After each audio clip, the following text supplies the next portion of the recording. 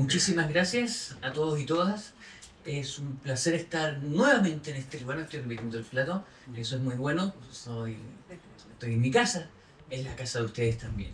Hemos dado cuenta de 3 exposiciones, 4 en realidad, que si incluimos al doctor Barragán, acerca de lo que es la zona costera, los procesos que existen en la zona costera, los intentos que está haciendo la academia de poder colocar estos temas en la agenda pública de la zona costera. Nos damos cuenta que definitivamente las visiones se superponen en este lugar. Es un lugar interesante, restringido, es angosto, todos quieren estar aquí, la población mundial se quiere localizar aquí y por lo tanto debemos ordenarnos un poco certeramente para poder realizar un trabajo colaborativo, una gestión integrada que efectivamente atienda a hacerlo sustentable. Hay modelos que son interesantes, el profesor Barragán nos ha manifestado sus experiencias interesantes acá de una manera muy sencilla, muy didáctica, muy universitaria, de lo que podría ser una gestión de la zona costera.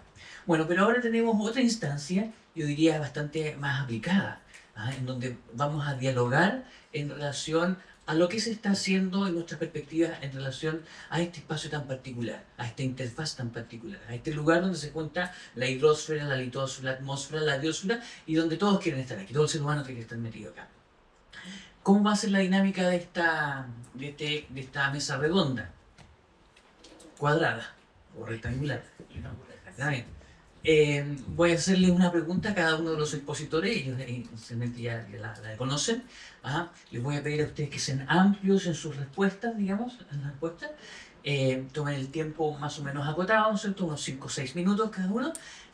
Y luego vamos a hacer una ronda de preguntas. Tenemos que ser un poco más acotados, yo les voy a estar controlando el tiempo, porque no nos podemos extender mucho más allá del tiempo que tenemos disponible. Y así dejamos la oportunidad para que la audiencia también pueda hacer sus preguntas. Preguntas directas, concretas, y les pediría sin contexto. Muchísimas gracias. Entonces voy a partir con una pregunta al doctor Raúl Flores, artesano y director del Departamento de Obras Civiles de la Universidad Técnica Federico Santa María. Doctor Flores. No, sí, doctor Flores. Desde el punto de vista de la infraestructura, ¿cuál podría ser el costo de continuar construyendo en la costa sin considerar las amenazas y los pronósticos climáticos para las próximas décadas que señalan aumentos del nivel del mar y eventos climáticos extremos frecuentes? Bueno, muchas gracias por la pregunta, también muchas gracias por la invitación, es un gusto estar acá. Voy a responder, bueno, me presento, soy Raúl Flores, director del Departamento de Obras Civiles de la Universidad de Santa María. Soy ingeniero civil de profesión y doctorado en mecánica de fluidos ambiental, con especialidad en todo lo que es estuarios y desembocadura. Respondiendo a la pregunta, yo creo que sin duda el costo podría ser muy alto, de acuerdo a lo que hemos observado en los últimos años respecto al número, y a la intensidad de fenómenos de marejadas, por ejemplo, sumado a todas las proyecciones climáticas de aumento del nivel del mar, de todas las proyecciones también de aumento en la frecuencia de eventos extremos. Creo que no es sostenible que sigamos construyendo de la manera que lo hemos venido haciendo hasta el momento. Eso sin duda que no va a ser sostenible y va a traer muchos costos. Lo estamos viendo al día de hoy, por ejemplo, con todo lo que mostró Carolina durante su presentación. Ahora, como mencionaba el profesor Barragán, no es cosa de no construir más en la zona costera, sino que debemos asimilar toda esta incertidumbre climática, toda la variabilidad en nuestros procesos de planificación y, por supuesto, en nuestros procesos de diseño. Yo que vengo de la ingeniería civil, encuentro que es algo fundamental de poder incorporar toda esta variabilidad en términos de cosas prácticas que se puedan incluir en los diseños. Hay que evaluar, hay que plantear las obras adecuadas para poder mitigar, ¿cierto?, y adaptarnos a todos estos fenómenos. Por otro lado, creo que es importante también que la ciencia nos ayude a entender más de estos fenómenos, sobre todo, por ejemplo, en lo que respecta a estos eventos extremos que son cada vez más frecuentes, pensando, por ejemplo, en lo que ocurrió el año pasado con estos ríos atmosféricos que llegaron a la zona central del país, que dejaron tremendas inundaciones.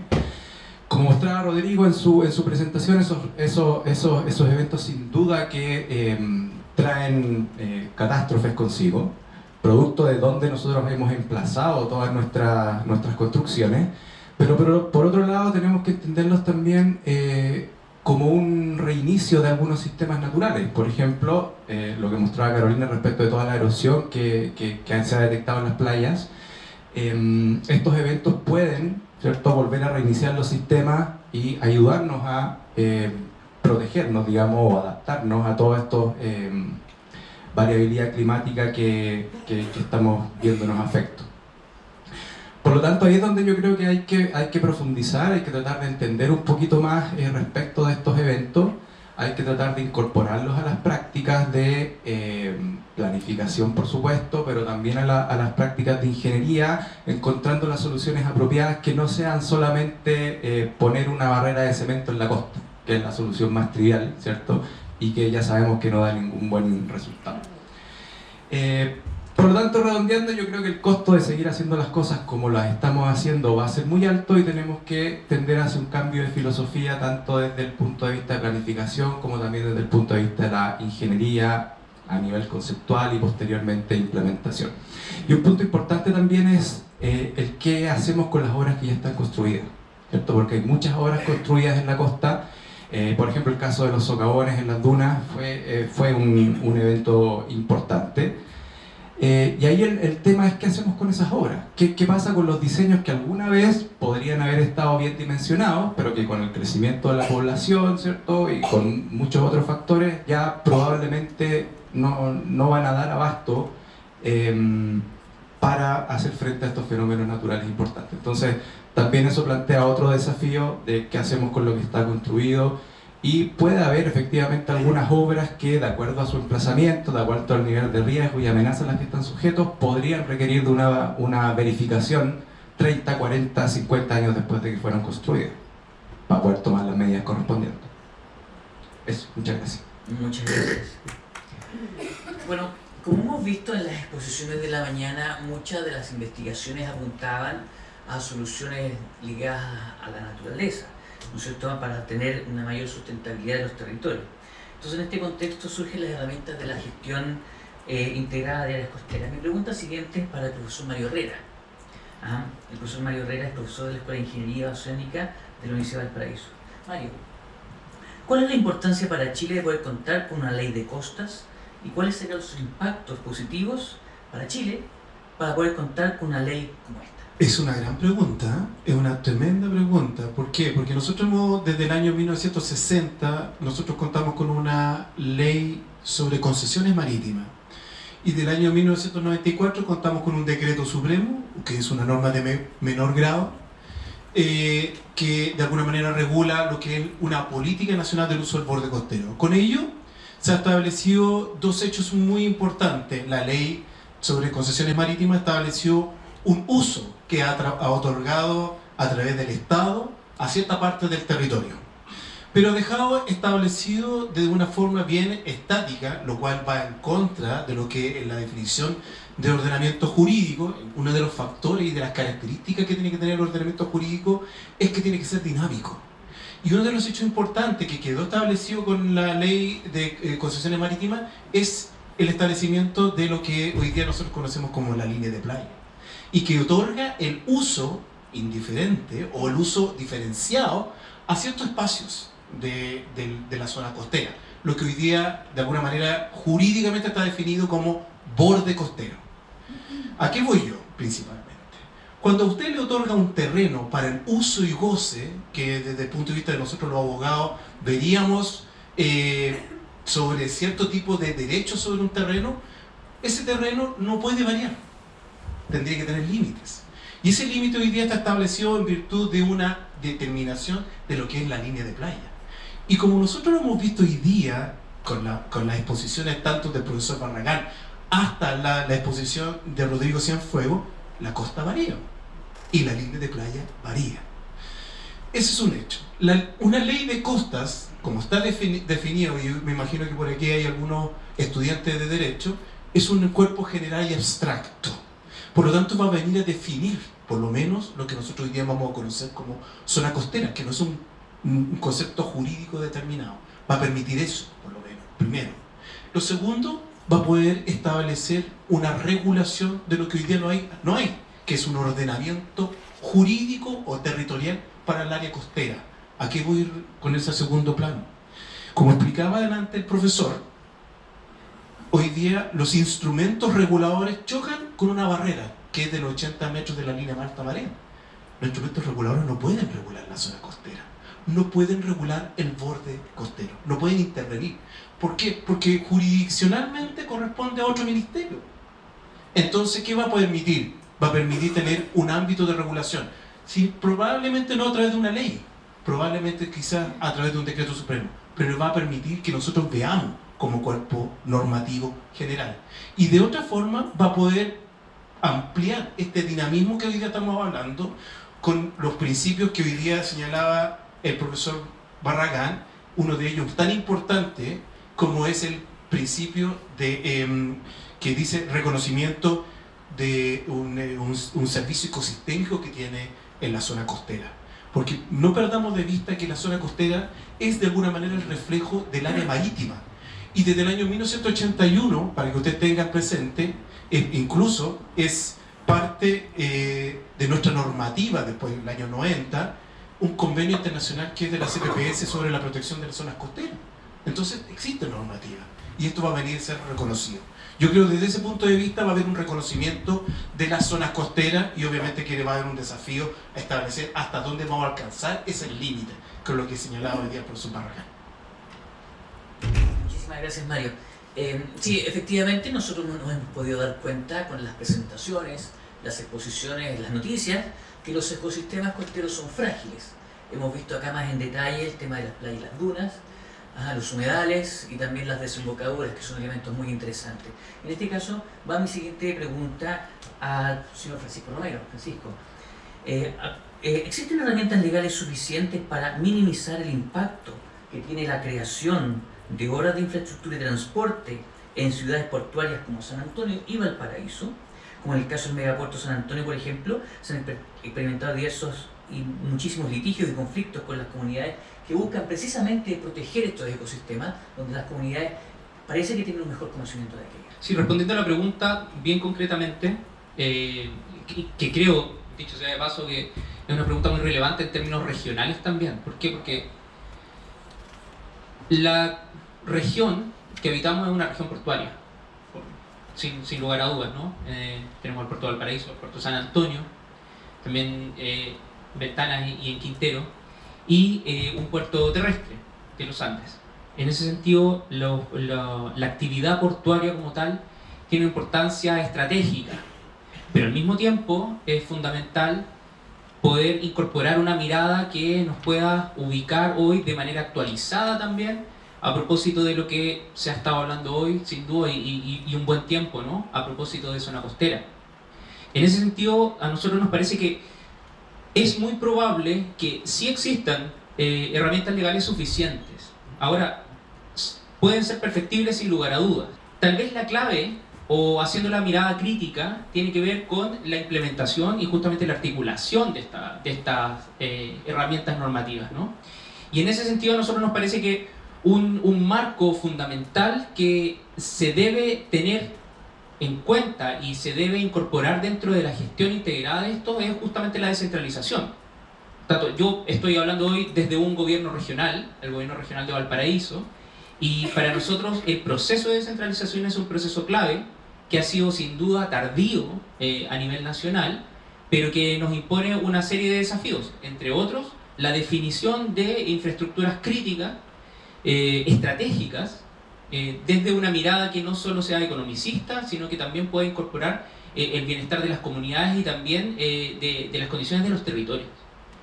En ese sentido, a nosotros nos parece que es muy necesario plantear e impulsar desde el primer momento de grandes procesos como el que se ha dado en San Antonio la participación temprana. Eso es un pie que nosotros consideramos que tiene que estar siempre como primer paso, porque nos va a permitir armonizar los usos que se están considerando para un territorio que puede ser estratégico. Creo que en la mañana se estuvo mirando el puerto de Cádiz, ¿no? Como una mirada, un diseño que permite armonizar de alguna manera los distintos usos que puede tener el territorio. Ahí es imposible no concordar con la importancia del diseño, del proceso de diseño. La gente en San Antonio, las personas, los habitantes de San Antonio, nos mencionaban que sentían la necesidad, y era un dolor muy sentido, que era no haber sido parte de la definición de un proceso tan importante como el proceso de definición, que está en curso sin duda, del puerto de San Antonio. Y para nosotros, lógicamente, dentro de las herramientas que hemos contemplado incorporar, está la participación temprana, pero también la incorporación de la ciudadanía a los consejos de coordinación de las ciudades puerto. Desde esta administración, hace 3 años y medio ya, se reimpulsaron los consejos de ciudad puerto, tanto en la ciudad de Valparaíso como en la ciudad de San Antonio, y lo primero que se hizo, la primera acción que se realizó, fue incorporar a la ciudadanía. Por tanto, pasamos de hacer una mesa pública de coordinación entre distintos conocedores, sin duda, de la normativa, etc.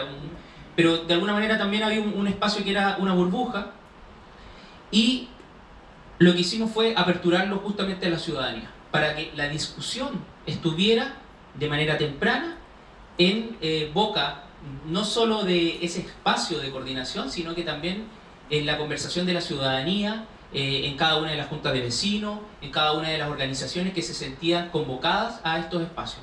Y por tanto a nosotros nos parece, insisto con esta idea, que la participación es un elemento fundamental, la participación temprana, para lograr una coordinación como primer punto, ¿no? Como primer punto para ir avanzando hacia una gestión integrada efectiva. Muchísimas gracias, Francisco. Bueno, definitivamente el que todos queramos estar en la zona costera, el que queramos realizar nuestras propias actividades, armonizar usos y actividades en este espacio tan particular que es la zona costera, hace surgir ciertas incompatibilidades que las definimos como impactos. Y además está decir lo que ha ocasionado las infraestructuras, digamos, no muy bien manejadas. Hablo específicamente de los impactos asociados a los temas de erosión en dunas. Mi siguiente pregunta va para Carolina, ella trabaja en la CEPLA de Viña del Mar. Carolina Peñalosa. Carolina, ¿cuál es la importancia de la investigación científica en la reducción del riesgo de desastre?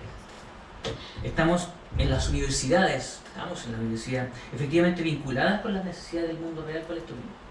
Bien, muchas gracias por la pregunta. Creo que es una pregunta que uno reflexiona, ¿cierto?, en varios ámbitos, sobre todo también en el ámbito que nos toca trabajar nosotros cotidianamente, que es un poco una toma de decisión, ¿cierto?, a pequeña escala, muchas veces una escala media también. Yo diría que la importancia, bueno, es relevantísimo. Nosotros, a propósito de la experiencia justamente reciente, ¿cierto?, lamentable experiencia reciente, tenemos la buena experiencia, a su vez, de haber podido relacionarnos, ¿cierto?, con bastantes centros de investigación y con investigadores en general que producen mucha información. Yo creo que uno de los principales aportes, digamos, es poder llegar muy rápido o tempranamente a la comprensión del riesgo, a la comprensión de las amenazas, ¿cierto? Una vez que sucede algo, a pesar de que es un poco una situación reactiva, es muy vital, es muy importante reconocer y un poco dimensionar, ¿cierto?, de qué estamos hablando. Eso generalmente en los municipios, ¿cierto?, que estamos muy asociados con la contingencia, ¿no? No está el espacio, el tiempo para poder producir información de ese tipo, y por lo tanto es relevantísimo entonces la investigación para la reducción del riesgo de desastre, por ejemplo, la toma de decisiones tempranas y posteriores. Luego, bueno, el desarrollo tecnológico que puede existir en ese ámbito, por cierto, que excede las capacidades, ¿cierto?, de muchas instituciones públicas, no solo de los municipios, y por lo tanto la colaboración en ese sentido es fundamental. Y por lo tanto también esa colaboración en una relación articulada también es evidentemente lo más importante, ¿no? Porque no sacamos nada, y un poco relacionando con la segunda parte de la pregunta, con que exista profusa investigación, ¿cierto?, si esta no puede permear o no tenemos los mecanismos para asociarnos. Afortunadamente nosotros hemos tenido una buena experiencia, ¿no es cierto? Diría que otro de los elementos importantes es que para la toma de decisión se puede, teniendo información suficiente, necesaria, oportuna, es posible visualizar estrategias de intervención un poco más acertadas, ¿no? Un poco más inmediatas también. Te permite tomar decisiones en el corto plazo, pero también en el largo plazo. Creo que ahí hay algo muy importante relacionado con la planificación territorial. La investigación para la reducción de riesgo de desastre en el ámbito de la planificación territorial creo que es uno de los elementos más importantes, digamos, porque nos permite entonces visualizar ya a más largo plazo cómo podrían, haciendo un poco mención al principio precautorio que mencionaba muy bien hoy día el doctor Barragán y Carolina también, permite entonces anticiparse, ¿no? Todo eso, que en el ámbito de los municipios, insisto, estamos siempre, aunque tenemos espacio, ¿cierto?, para el desarrollo de investigación muy a pequeña escala, ¿no?, en otras dimensiones, es necesario entonces, y es uno de los elementos relevantes para nosotros. Muchísimas gracias. En Valparaíso, aquí donde estamos, una ciudad portuaria con una gran tradición cultural, histórica, el puerto principal, le decíamos, porque mantenerlo, yo creo. Ajá. Pero definitivamente también tenemos unos grandes desafíos en tema de planificación territorial, y así como Viña del Mar también sufre los impactos de muchos fenómenos que son muy agresivos hacia la población y nefastos. Pensemos en las remociones en masa, pensemos también en los incendios, pensemos y tenemos que estar preparados, ¿no es cierto?, para el próximo gran terremoto que va a ocurrir. Incluso Peche nos comentaba acerca de aquello. Mi siguiente pregunta va para Alejandro Escobar, el CEPLA de la Municipalidad de Valparaíso. Alejandro, ¿cuáles son las principales necesidades de la Comuna de Valparaíso en términos de planificación territorial, como ciudad costera y portuaria, que al igual que Viña del Mar, también se ve afectada por los efectos del cambio climático y por múltiples otros fenómenos? Bueno, muchas gracias, saludar a todas y todos, y lo primero agradecer las presentaciones que antecedieron esta mesa. Creo que son muy interesantes respecto de poner el debate situado, sobre todo en quienes nos toca administrar y gobernar el territorio. Nos abre varias interrogantes que quiero integrar en la respuesta a la pregunta. Necesidades de Valparaíso tiene de sobras, muchas. Yo más bien voy a responder desde el punto de vista de los desafíos y de las vocaciones. Nuestra comuna tiene una particularidad, que es que está expuesta en términos de riesgo a todos. A todo. Es todo. ¿Ya? Estamos en un proceso de actualización del PRC, hemos estado avanzando en estudios complementarios para poder llevarlo a cabo, y tenemos algo de información que nos lleva a concluir mucho de lo que ya se expuso anteriormente. Tenemos altos niveles de exposición y de riesgo en materia de remoción en masa, sísmico, y tenemos focalizado muy bien una zona. Y es muy interesante la propuesta que hace el profesor Barragán a propósito de dónde situar las necesidades de planificación, si es borde o zona. Y creo que eso es una discusión muy interesante, porque desde el punto de vista cotidiano, en las conversaciones que hemos estado con las comunidades, así como también en los procesos de investigación aplicada respecto de la situación de Valparaíso y también del acuerdo portuario, estamos en un contexto político interesante de llegar a un acuerdo con el puerto para que le tribute a la ciudad de una vez por todas. Se nos abre ahí la necesidad de cómo planificar el territorio en zonas que son de alta vulnerabilidad, como es todo lo conocido por nosotros como plan, que va desde Barrio Puerto hasta la zona de Almendral. Ahí hay una zona que nos desafía a cómo los instrumentos de planificación deben estar a la altura de esa complejidad, con otra atención que quiero incorporar en la discusión, que es la multiplicidad de vocaciones que están puestas también en esta pequeña franja, y que es una vocación productiva, que no solo está desde el punto de vista del desarrollo portuario. También no olvidemos que aquí hay caleta de pescadores, o sea, no solo somos una ciudad portuaria, también hay pescadores, no olvidemos a los pescadores. Hay una vocación turística, hay una vocación ciudadana por el habitar y el tener el derecho a vista y el tener el derecho al acceso al mar. Pues no tenemos un borde costero como en otras ciudades, donde es de libre tránsito, de libre acceso, y que está involucrado con otro tipo de derechos que no necesariamente son productivos. Y tenemos un aspecto muy importante que no ha sido mencionado acá, que es que tenemos a la Armada, y tenemos una vocación de defensa y un tema de seguridad nacional. Y eso le agrega más pimienta a la sopa en Valparaíso y nos desafía de cómo poder planificar en ese contexto. Y creo que lo ya dicho, más que dar una respuesta de cuáles son las necesidades, quiero hacer una integración de lo que ya se ha planteado anteriormente. La necesidad del habitar en Valparaíso es uno de los puntos también mucho más críticos. Y entender, y aquí es de la gran complejidad que tenemos, entender la planificación territorial ecosistémicamente no necesariamente está cuadrando con el pensar administrativamente. Tenemos serias dificultades en los procesos, no solo de actualización de la normativa, sino que en los niveles de complejidad que se le agrega cada vez más a los instrumentos de planificación que lo hacen inviables. La actualización de los planes reguladores a nivel nacional son muy pocos. Y la normativa agrega más complejidad, y uno va mirando en perspectiva histórica cuántos planes reguladores están actualizados en el país. Son muy pocos. Y ese es un problema básico que tenemos. Además de lo ya dicho, tenemos un problema más básico que es con una excesiva burocratización y fragmentación de la planificación, no llegamos a puntos de acuerdo. Y hemos tenido casos muy específicos en los que tenemos conflictos con la normativa PREMBAL versus el PRC. ¿Hasta dónde llega la opinión técnica de quienes tomamos decisiones para definir si en el proyecto de expansión portuaria corresponde que nos pronunciemos o no? Y empezamos a pasarnos la pelota. ¿Qué dice Servio? ¿Qué dice el PREMBAL? Y no hay respuesta. Después se aprueban los proyectos, después en la implementación viene la ciudadanía y dice no estamos de acuerdo. Es decir, tenemos un desafío enorme. Y creo que ahí hay un punto en el que nosotros estamos asumiendo este proceso con mucha responsabilidad y también con una altura de miras de hacia dónde llevarlo. También hemos tenido, voy a poner ejemplos concretos a propósito de lo que estamos discutiendo.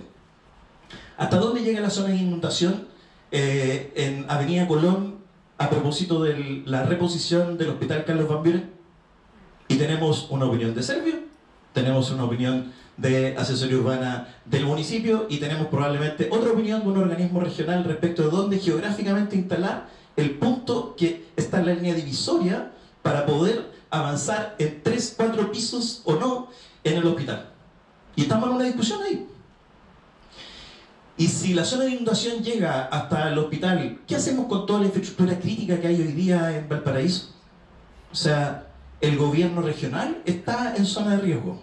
Los hospitales están en zona de riesgo. Bomberos están en zona de riesgo. O sea, a propósito de esta discusión, para poner en contexto, tenemos un desafío, para ponerle ese nombre, un poco grande.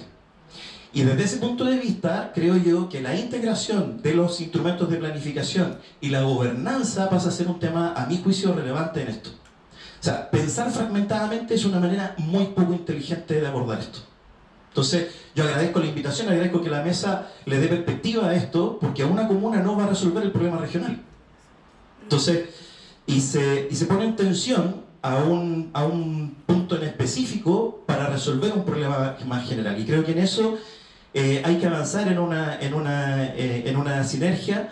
Yo quiero agradecer infinitamente haber tenido la oportunidad de escucharles. Me quedo con 2 ideas centrales, que es pasar del borde a la zona. Creo que en términos de la planificación local nuestra hay que hacer ese insight, hay que salir del borde y avanzar hasta la zona. Nosotros intuitivamente hemos discutido con EPB, con todo el mundo, que creemos que hay que salir de la línea agua-tierra, así bien en concreto, para avanzar a una zona que es a pie de cerro. Y si entendemos toda la zona costera hasta de a pie de cerro, la política cambia, los recursos cambian, entonces la gobernanza cambia, y tenemos oportunidades de desarrollo en un espacio que hoy día es estratégico no solo para la comuna, es estratégico para la región.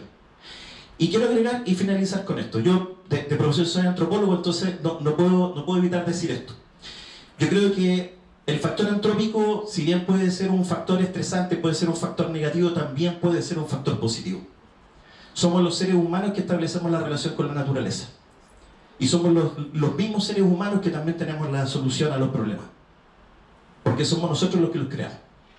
Y si nosotros creamos el problema, la solución está en nosotros.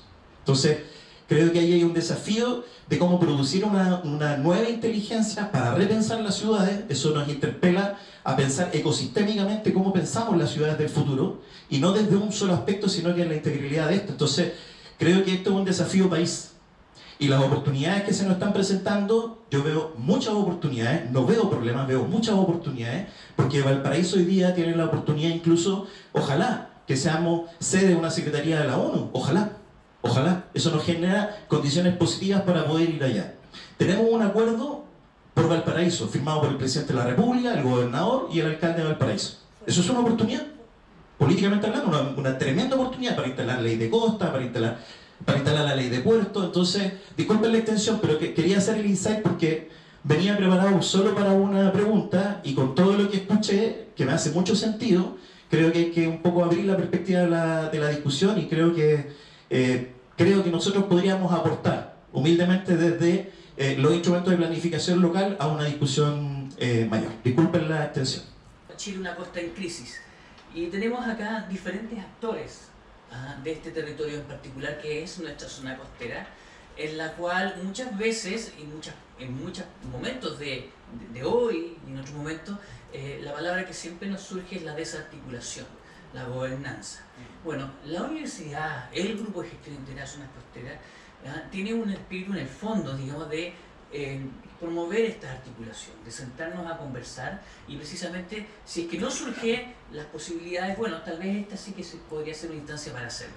Entonces, en ese sentido, ya antes de dar el paso a las preguntas del público, porque también son responsables, digamos, de la gestión integral de las zonas costeras, es recordar un poco.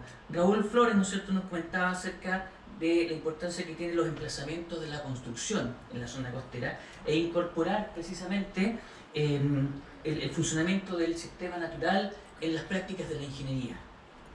Mario, ¿no es cierto?, aportaba cuál es la importancia de la institucionalidad del marco jurídico a propósito de la ley de costas, esta que queremos que resurja. Francisco, ¿no es cierto?, hablaba acerca de armonizar los usos y la participación temprana que es necesaria en la zona costera. Carolina Peñalosa, de la SECPLAN, nos decía que tenemos que tomar decisiones tempranas y oportunas, de forma rápida, no llegar tarde. El Estado muchas veces llega tarde. Y Alejandro, ¿no es cierto?, con mucha elocuencia, hablaba, ¿no es cierto?, de que Valparaíso efectivamente demanda una planificación en zonas de alta vulnerabilidad con distintas vocaciones. Las personas que estamos aquí, los distintos intereses que estamos acá. ¿Ya? La palabra para ustedes. ¿Algunas preguntas?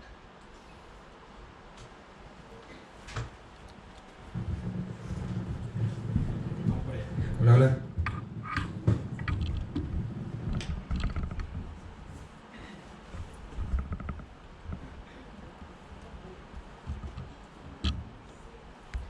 Les pediría a todos los profesores, ¿no es cierto?, para poder aprovechar el máximo tiempo posible, que las preguntas sean precisas y concretas, y evitar el contexto.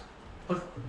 Hola, buenas tardes. Constanza Millán, del Gobierno Regional de Atacama, del área de ordenamiento territorial de IPLADE. Tengo una consulta. ¿Cómo vamos a ordenar el territorio, siendo que el único instrumento que mira al mar es la zonificación de uso de borde costero, ¿cierto?, que es un instrumento que hoy en día, tal como decía el caballero que es de la SECPLAN de Valparaíso, tiene que asumir una evaluación ambiental estratégica, una orientación, o también tiene que incorporar el cambio climático, y además también lleva consultas indígenas. ¿Cómo ese instrumento, o cómo los gobiernos regionales, ¿cierto?, que ahora veo la palabra descentralización, se hace cargo si no es un instrumento normativo? Porque en la costa, en Atacama solamente tenemos el plan regional, el regulador intercomunal costero, y acá tenemos el metropolitano, pero ¿cómo pretendemos ordenar si no tenemos un instrumento que sea normativo? Yo voy a coger el guante porque tengo otra visión. La semana pasada salió en el diario oficial, 4 de octubre, el decreto supremo número 43 del año 2023, que es la norma secundaria de calidad de aguas y sedimentos de Quintero Puchuncaví. Esa es la primera norma de calidad secundaria que existe en Chile. Norma calidad de secundaria. ¿Para qué sirven las normas de calidad secundaria? Establecen, en palabras bien sencillas, el uso del cuerpo de agua. Lamentablemente nosotros nos hemos entrampado en discutir sobre aspectos territoriales circunscritos en un territorio marcado, comuna de Valparaíso, comuna de Viña del Mar, comuna de Concón. Esos tres comunas están circunscritas alrededor de una misma bahía. ¿Y qué no hemos olvidado? Y de alguna manera eso es lo que nosotros pretendemos con la ley de costas. Es dejar de lado esos límites territoriales, porque como ya lo dije adelante, los instrumentos reguladores, PREMBAL, PRC, etcétera, todos están limitados. Y están limitados desde su origen, están limitados porque nacen de una ley que es expresamente territorial, incluso de la ordenanza en general de urbanismo y construcción. Por lo tanto, chocan con los 80 metros de línea más alta marea, chocan con una verdad histórica. La ley de concesiones marítimas no es que sea mala, sinceramente, yo voy a abogar por la ley de concesiones marítimas. En su momento fue correcta, porque antiguamente existía el Ministerio de Colonización. Y una persona, como existe hoy día, tenía un territorio, tenía un título de propiedad que le decía que colindaba con el mar. Y lo único que lo favorecía al área costera es que existía un bien nacional de uso público. Entonces, ¿qué hizo el Estado? Para que todos tengamos en mente, tomó ese territorio y lo transformó en un bien fiscal, es decir, cambió de propiedad. Ya no es que era accesible a propiedad privada, era accesible para ser otorgada en una suerte de figura jurídica que hasta hoy día discutimos los abogados de qué es una concesión. Porque sabemos que existe el título de propiedad, sabemos que existe el contrato de usufructo, y con esto no me voy a deslindar más allá, y por lo tanto el usufructo da uso y goce. ¿Y qué es la concesión? Uso y goce, po. Acuérdense que el propietario tiene 3 derechos: uso, goce, disposición. Y el concesionario lo único que no tiene es disposición. Entonces podríamos decir un usufructo. Entonces, hoy día, si nosotros miráramos, si nosotros de alguna manera, como lo decía Barragán hoy día, y con lo que yo contradigo cuando dice Carolina que existe una brecha normativa, no existe una brecha normativa. Lo que pasa es que hoy día hay una descoordinación normativa. Que lo que vimos nosotros, cuando lo dijo hoy día el senador Weber, están discutiendo la ley, la modificación de la ley 19.300, es decir, el CEIA 2.0. Y hoy día se están entrampando en eso. ¿Qué hizo el CEIA? Que es uno de los instrumentos de ordenamiento, uno de los principales ordenamientos del medio ambiente. Vino a centrar todos los permisos ambientales en uno solo. Hoy día faltan normas secundarias de calidad que va a establecer, en este sector, ¿podemos instalar una central termoeléctrica? No, pues no tenemos las condiciones. En este lugar, ¿podemos poner un emisario submarino? No es un tema estructural, porque quizá en la capacidad de carga, que hoy día todos sabemos que son 1000 números más probables por 100 ml, no aguanta. Entonces, probablemente nuestra mirada ecosistémica hoy día estamos mirada en forma distinta. Y yo creo que con una norma de calidad que considere la bahía como una unidad, va a venir de una manera a ordenar hoy día, como bien lo merece, una zona costera. La ley de costa va a venir a permitir eso, con una mirada desde mar a tierra. Esa lámina que presentó, con esto termino, presentó el profesor Barragán, donde partía con el medio marino en el número 4, debería ser el número 1, y terminar en el número 4 en la zona costera. Porque nuestras costas se rigen por cómo funciona Simona. Simona hoy día demostraba, digamos, las alturas máximas de oleaje. Si nosotros no tenemos con el pronóstico de marejadas, no vamos a tener playa, o probablemente vamos a tener acreción de playa. No hemos dejado de mirar el tema oceanográfico. En nuestro caso, o tal vez esto va a ser una mirada un poco más personal, pido las disculpas por aquello, ¿no? Pero yo tiendo a creer que no necesariamente la exigencia de contar con una norma va a resolver un problema que, al igual que mi compañero de mesa rectangular, más pareciera ser de articulación, justamente. Y sin duda, y aquí me apoyo en una cuestión, los gobernadores regionales popularmente electos, es fundamental el rol de liderazgo que pueden establecer en los procesos, justamente de articulación.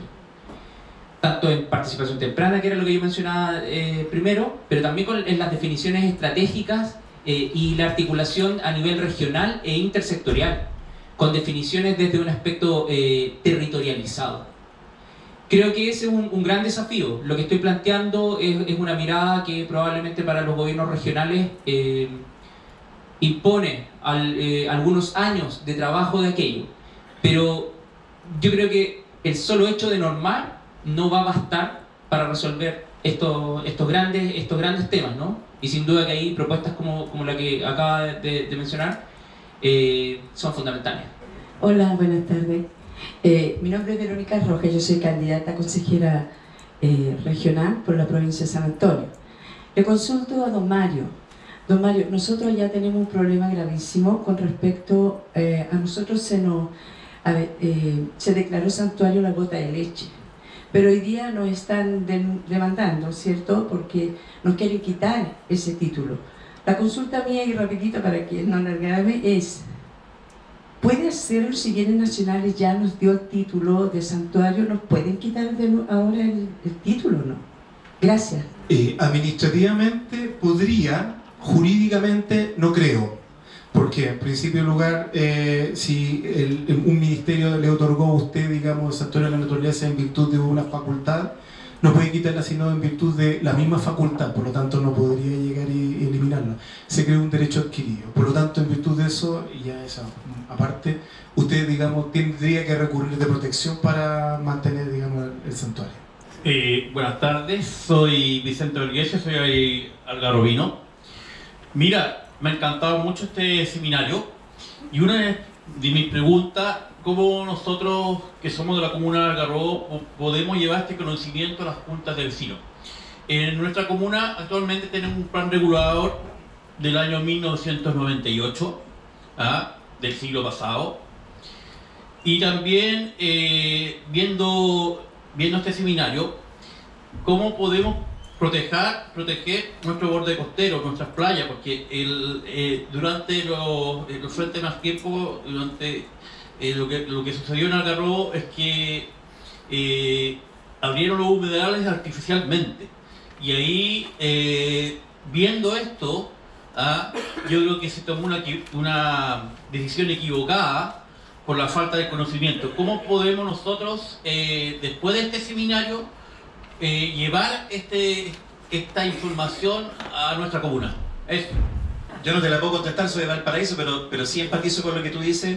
De hecho, se lo comentábamos ahí en el café al doctor, que es súper importante hacer inteligencia colectiva y cómo conectar con las comunidades para que cualquier política pública tenga sentido. Por ahí en una de las exposiciones se dijo eso es con una política con sentido. Yo creo que tú lo señalaste con el proyecto Simona. Yo creo que eso, además, a nivel de evidencia científica en políticas públicas, las que tienen pertenencia sociocultural y comunitaria son aquellas políticas más sostenibles para las comunidades, tienen mayor efectividad, son más baratas, tienen mucho más impacto que aquellas que se hacen en gabinete o solo desde las burocracias. Entonces, creo que lo que tú planteas es un gran desafío. Cuando tú lo estabas preguntando, yo dije, ¿cómo llevar esto a un cerro de Valparaíso? Sería bonito desafío como para llevar esto a las comunidades, pero también es un desafío de cómo las comunidades se van empoderando y también van participando y van teniendo opinión respecto de esto. Y hay una brecha de información de la cual yo por lo menos creo que acuso recibo, la voy a usar como si fuese un dirigente de la Junta de Vecinos X de Valparaíso, como para poder llevármela como un desafío de este seminario. Sí, yo rápidamente quiero decir que dentro de los fondos del gobierno regional existen fondos del 8%, en los que claramente la organización, las juntas de vecinos podrían postular en los tiempos, ¿cierto?, que se hacen los llamados, y poder llevar un seminario de estas características liderado por la junta de vecinos. Algarrobo sería fantástico, o incluso no solo en la junta de vecinos, sino que en varias de las comunas de todo el litoral central. Gracias. Yo quería consultarles porque me ha llamado la atención algunas cuestiones que han planteado respecto de, por ejemplo, yo soy parte de una organización y la realidad que nosotros tenemos difiere bastante de algunas cosas que se plantean acá. Primero, no tenemos en Chile una administración pública robusta que permita la fiscalización real y que controle, por ejemplo, esta idea de concesiones marítimas, que por lo demás, hasta donde yo he visto las indicaciones y lo que han puesto, son concesiones marítimas heredables. Son concesiones marítimas que en el fondo se pueden... bueno, hay varias cosas de esas concesiones marítimas a las que nosotros nos oponemos, básicamente porque ahí no hay una idea de bien de uso público, en absoluto. En absoluto. Y hasta ahora las organizaciones, la ciudadanía, la participación termina siendo un trámite. No es una participación efectiva ni vinculante, sino que cuando ya están los proyectos dados, nos van a decir, nos van a contar de qué se tratan los proyectos. Entonces, en ese sentido a mí me llama mucho la atención cuando refieren, o usted mismo refiere a que aboga por las concesiones marítimas. Entonces, no, es que lo dijo, entonces, pero hay una cuestión, el asunto para nosotros es, o para mí, la pregunta es, debido a las condiciones que tenemos actual, y ustedes, algunos de ustedes pensaron, ya tenemos una realidad en la costa. Japón también tenía una realidad en la costa, una isla, y bastó un tsunami y desapareció todo eso, y Japón o esa isla decidió no construir más en esa zona. Así de simple. Pero ¿qué es lo que sale más caro a juicio de ustedes? ¿Saldría más caro tener un principio precautorio y empezar a hacer el cambio, o esperar a que venga el desastre y después tratar de recuperar? ¿Qué es más caro? ¿Qué es más caro en términos de vida? ¿Qué es más caro en términos económicos? Recojo nuevamente el guante. No, buena pregunta, muy buena pregunta. Pero solamente aclarar, abogué, digamos, para su momento, porque en ese momento, cuando se hizo el cambio a la ley de concesiones marítimas en 1960, 7 de marzo, estábamos, o sea, había una disyuntiva. De hecho, hay unos juicios muy bonitos que tienen que ver contra el Estado por el tema de concesiones marítimas. Yo estoy de todas maneras abogando porque la ley de costa sea obviamente con una mirada ecosistémica. Hoy día lo que nos demanda no solamente nuestra normativa, sino que nos demanda incluso nuestros objetivos como Estado o como comunidad, es ir hacia un desarrollo sustentable con los 17 puntos que en algún momento mostró el profesor Barragán, incluyendo obviamente un manejo, digamos, ecosistémico de nuestras zonas costeras. Y una de las preguntas que podría salir y que podría tú hacérmela, Germán, es ¿por qué todavía estamos parados en este tema? ¿Por qué todavía cuesta avanzar en la ley de costa o en una mirada más o hacia no, digamos, el salirse, digamos, de los términos de la concesión marítima? Principalmente está por la incertidumbre jurídica que representa el terreno. O sea, ¿por qué nos cuesta tanto mirar, como usted bien lo dijo, y yo comparto completamente con lo que dijo usted, ¿por qué no cambiar la naturaleza jurídica, el terreno de playa, a un bien nacional de uso público? Que sería más sencillo. Eso es lo que está costando hoy día, la inamovibilidad jurídica, el hecho, digamos, de querer modificar una ley que es estática, que ha estado permanentemente. Yo creo que con la iniciativa, digamos, de la nueva política nacional de las zonas costeras va a dar pie para ir más rápido con respecto a la ley de costas. Definitivamente yo hoy día abogo porque todo sea un bien nacional de uso público, como lo que existe en España. En España el dominio público marítimo terrestre, ¿o no, profesor? Eso es un bien nacional de uso público. El hecho de que existan dos terrenos distintos provoca un dolor de cabeza desde el punto de vista de cómo lo traspasamos a un decreto supremo. Entonces, ¿cómo lo otorgamos? Entonces, claro, porque uno diría, oye, pero ¿no han pensado qué significa ser un bien fiscal? Un bien fiscal es que hay un dueño, que es el Estado. Y el Estado va a querer desafectar si puede. Porque el artículo 8 de la ley, perdón, el número 8 del artículo 19 de la Constitución permite, por razones ambientales, ¿sí o no? Podemos desafectar un terreno. ¿Pero quién lo va a hacer? Es impopular, es engorroso, la gente prefiere no moverse mucho porque provoca un dolor de cabeza. Cambiando probablemente, ahí está una de las discusiones, en la naturaleza jurídica del terreno, podemos tener, digamos, una continuidad. Quedaría un tema pendiente, que sería la servidumbre de pescadores. Pero ahí podríamos modificar incluso el Código Civil de 1855. El profesor Barragán mencionaba algo que él lo posicionaba como algo clave, ¿cierto? Que es básicamente poder establecer metas comunes, ¿cierto?, entre los diferentes organismos y también entre las diferentes escalas, ¿cierto?, de organismos que se dedican al tema de, ¿cierto?, la gestión pública. Sin embargo, bueno, gran parte de poder establecer una buena gestión tiene que ver también con, o una parte importante, ¿cierto?, tiene que ver con los recursos, ¿cierto?, que cuentan los diferentes territorios. Y bueno, sabemos que existen territorios que están desventajados, ¿cierto?, respecto a ese tema. Y bueno, uno de los mecanismos para poder postular, ¿cierto?, a ciertos recursos tiene que ver con justamente hacer competir a territorios que están desventajados. Entonces muchas veces desde el punto de vista de la rentabilidad social, ¿cierto?, cuando se evalúan proyectos, hay territorios que siempre quedan desventajados porque tienen menos población, porque tienen características diferentes.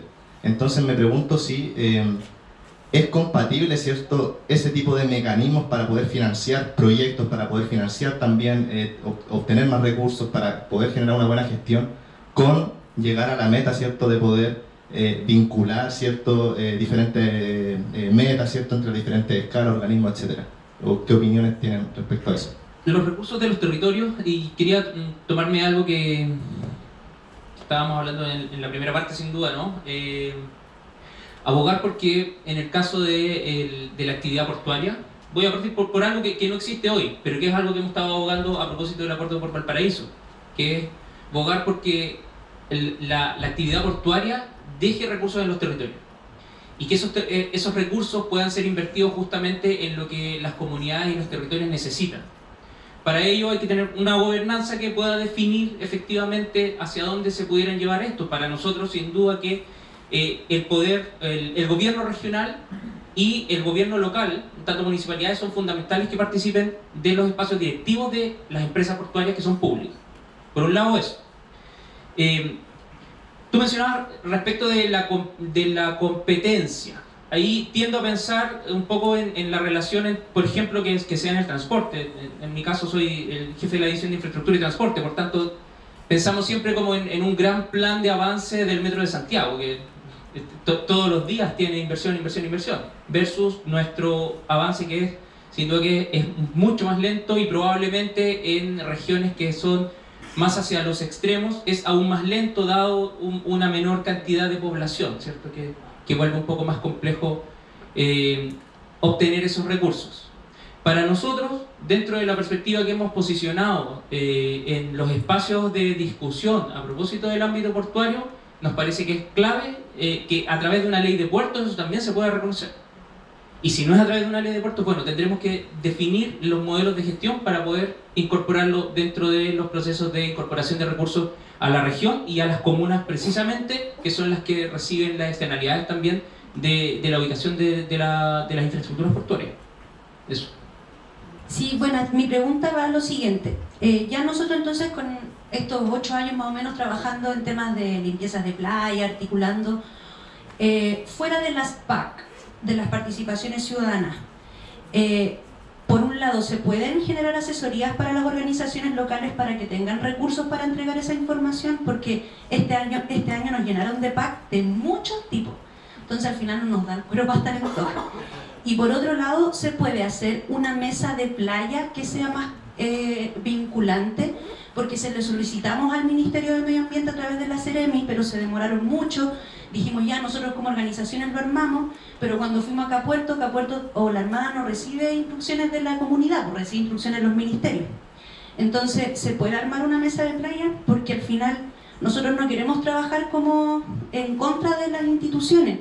De hecho, muchas veces son los funcionarios los que están siempre ahí. De hecho, con la colega trabajamos harto en el Consejo Comunal Ambiental, pero ¿cómo logramos que finalmente se nos valore un poco más el trabajo y se haga la vinculación? O sea, a mí, desde mi punto de vista, claro. O sea, de hecho, en primer lugar, no dejen de participar en las PAC. Ni las PAC, ni los PCT, ni las PACA, ninguna cosa. Porque es su derecho para participar y evaluar los proyectos que se están presentando, tanto en el CIA o cualquiera parte. Y de hecho es su derecho también, incluso estas mesas de playa o mesas de costa, también era una de las iniciativas que están dentro de la participación de todas las personas, dentro de lo que corresponde su derecho dentro del uso de las zonas costeras. Por lo tanto, debiera ser. Ahora, ¿quién debiera tomar esa responsabilidad?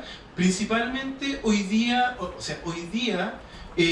aun cuando no son vinculantes, los CRUP, las comisiones regionales del uso del borde costero, emiten su opinión respecto de concesiones marítimas y están liderados por el gobernador regional. Por lo tanto, en virtud de eso, yo creo, principalmente, dado que existen cuerpos de agua que son muy particulares, también debería ser, a mi juicio, como simple y ordinario académico, debería ser también quien debiera tomar esa iniciativa. ¿Por qué? Porque es sumamente válido de que ustedes también den su parecer respecto no solamente estos aspectos, los aspectos desde el punto de vista de la evaluación ambiental, las PAC, sino que también incluso desde el punto de vista de cómo se está haciendo el uso hoy día de las zonas costeras, creo yo. Desde nuestra parte, por supuesto, yo mencionaba también los consejos de coordinación ciudad-puerto. Esos son procesos que están abiertos, son gobernanzas que desde este periodo se han aperturado a la ciudadanía, por tanto ese es un espacio donde se puede dar esa conversación. Eso es lo primero. Ahí hay sin duda un desafío que hay que avanzar, simplemente porque también, tanto en las organizaciones probablemente, lo que les pasa a ustedes es que hay poca dispersión, mientras en las autoridades hay mucha dispersión, ¿no? Y ahí agradezco la consideración a propósito del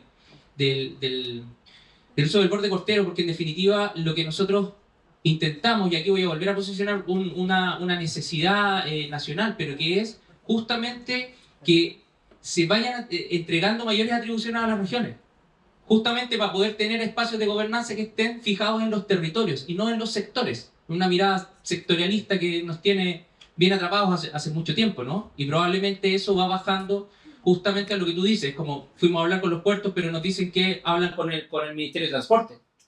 Y después fuiste a hablar con los marinos, pero dicen que hablan con la Subsecretaría de Fuerzas Armadas. Entonces, el nivel de dispersión también que existe a nivel de autoridades respecto, en torno a la zona costera, es altísimo. Y por tanto, lo que tenemos que hacer es ir mejorando, y para nosotros la receta, o una de las recetas, es avanzar en más poder a las regiones, justamente en mayores competencias para esto. Cuando ocurre un desastre, ¿no es cierto? Hablemos del próximo terremoto que viene, la primera ayuda que llega va a ser de nuestro vecino, la persona que tenemos al lado.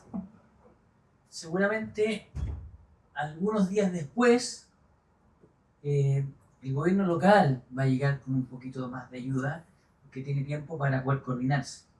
Y seguramente en algunas semanas, un poco más coordinado, con más tiempo, debiesen llegar los gobiernos regionales y el Estado finalmente. El Estado siempre parece que toma tiempo en poder llegar a la ayuda, y a veces demora muchísimo y permanentemente, a veces una espera eterna. Creo que una de las palabras que muy claro suenan a propósito de este territorio en el cual todo nos convoca, que es esta franja angosta, de ancho variable, al borde de los continentes, que es la zona costera, es la palabra articulación.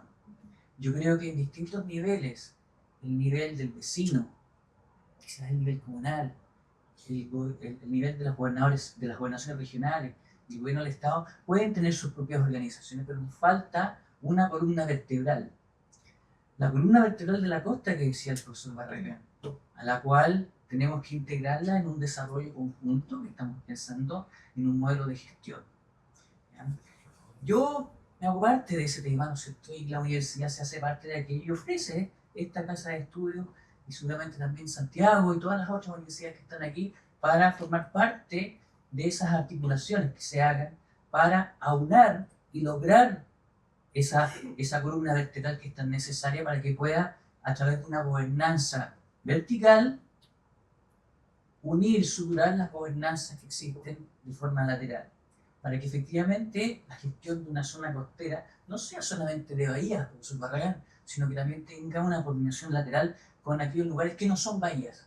Y yo sé que también se ha considerado. ¿No? Estimados y estimadas, estimados y estimadas, estimados caballeros, señoras, señores, muchísimas gracias por participar de este seminario. Estamos muy contentos de que hayan podido venir. Con Carolina vamos a seguir trabajando y con el grupo de gestión de áreas integradas de zonas costeras para aportar desde la ciencia a este conocimiento tan particular, a esta complejidad que aporta la zona costera y por supuesto también aportar a la gobernanza. Muchísimas gracias, muy buenas tardes.